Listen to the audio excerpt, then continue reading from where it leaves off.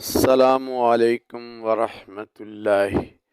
ناظرین، رمضان المبارک کے حوالے سے آج کے منتخب اقتباسات میں عنوان گفتگو ہے رمضان کے روزے کی فرضیت و فضیلت۔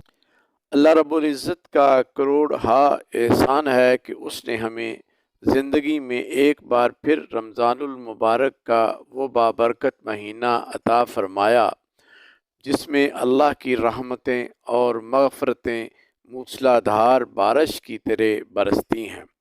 رسول اللہ صلی اللہ علیہ وسلم نے ارشاد فرمایا، وَهُوَ شَهْرٌ أَوَّلُهُ رَحْمَةٌ وَأَوْسَطُهُ مَغْفِرَةٌ وَآخِرُهُ عِتْقٌ مِّنَ النَّارِ۔ رمضان کا پہلا عشرہ رحمت کا ہے، دوسرا عشرہ مغفرت کا ہے، جبکہ تیسرا عشرہ جہنم سے نجات کا ہے۔ رمضان کے روزوں کی فرضیت کا حکم دیتے ہوئے اللہ تبارک و تعالی نے ارشاد فرمایا، یا ایھا الذین آمنوا کتب علیکم الصیام کما کتب علی الذین من قبلکم لعلکم تتقون۔ اس آیت قرآنیہ میں تین باتیں ارشاد فرمائیں۔ پہلی، اے ایمان والو، روزے تم پر فرض کر دیے گئے، اور دوسری بات، جیسا کہ پہلی امتوں پر فرض کیے گئے تھے، اور تیسری بات، فرضیت کا بنیادی مقصد بھی بیان فرما دیا کہ لعلکم تتقون، تاکہ تمہیں تقوی کی دولت حاصل ہو۔ روزوں کی فرضیت کا جب حکم دیا کتب علیکم الصیام، تو ساتھ اگلی آیت میں تاکید بھی کر دی، فمن شاہد منکم الشہر فلیصمہ، سو جو کوئی تم میں سے اس مہینے کو پائے تو اس کے روزے رکھے۔ روزہ ارکان خمسہ کا اہم ترین رکن ہے، جس کی اہمیت و فضیلت اتنی کہ ایک روزہ بلا عذر شرعی چھوڑ دیا جائے تو قیامت تک کے روزے ان کا نعم البدل نہیں ہو سکتے۔ اور فرمایا، جو بندہ اللہ کی رضا کے لیے ایک روزہ رکھے تو اللہ اس بندے کے چہرے کو دوزخ کی آگ سے 70 برس دور کر دیتا ہے۔ یہ ایک روزے کا اجر ہے، تو پھر زندگی بھر کے روزوں کا اجر کیا ہوگا؟ سبحان اللہ۔ نبی رحمت صلی اللہ علیہ وسلم نے رمضان کی فضیلت بیان کرتے ہوئے ارشاد فرمایا، اذا جاء رمضان فتحت ابواب الرحمت وغلقت ابواب جہنم وسلسلت الشیاطین، کہ جب ماہ رمضان آتا ہے تو جنت کے دروازے کھول دیے جاتے ہیں، جہنم کے دروازے بند کر دیے جاتے ہیں، اور شیطانوں کو جکڑ دیا جاتا ہے۔ مگر سوال یہ ہے کہ اللہ کی رحمت کے دروازے تو کبھی بند ہی نہیں ہوتے، پھر یہاں کھلنے کا کیا مطلب ہے؟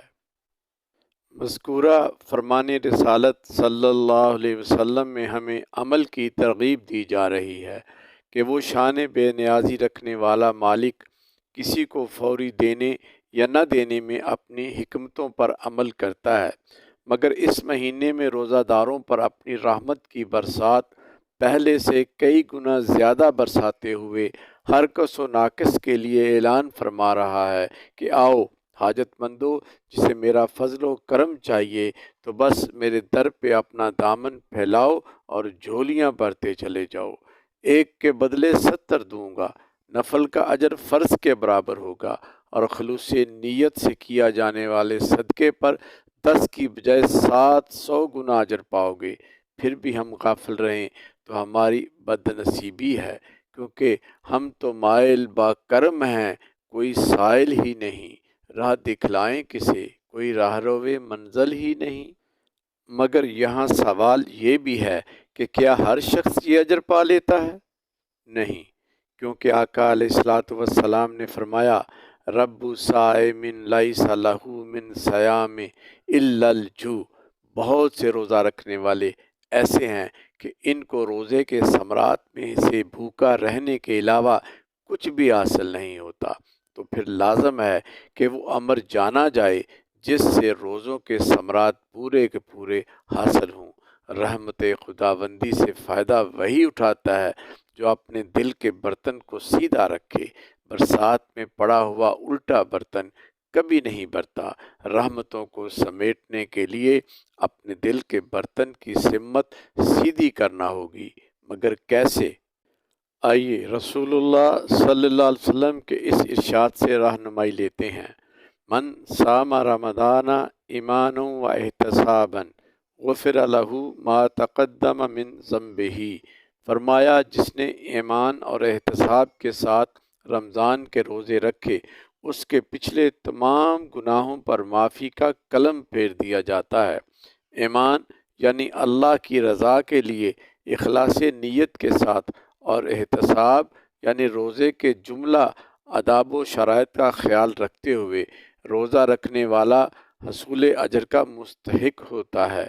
رسول اللہ صلی اللہ علیہ وسلم نے ارشاد فرمایا، جو آدمی روزہ رکھتے ہوئے باطل کام اور باطل کلام نہ چھوڑے تو اللہ تعالیٰ کو اس کے بھوکا پیاسا رہنے کی کوئی ضرورت نہیں۔ اور دوسری جگہ فرمایا، الصوم جنۃ ما لم یخرقھا، یعنی روزہ آدمی کے لیے ڈھال ہے جب تک کہ غیبت اس کو پھاڑ نہ ڈالے، یعنی روزہ آدمی کے لیے شیطان سے، جہنم سے اور اللہ کے عذاب سے حفاظت کا ذریعہ ہے، جب تک گناہوں، جھوٹ، غیبت، فحش کلامی، بے حیائی، دھوکہ دہی اور بدنگاہی کا ارتکاب کر کے روزے کو خراب نہ کیا جائے۔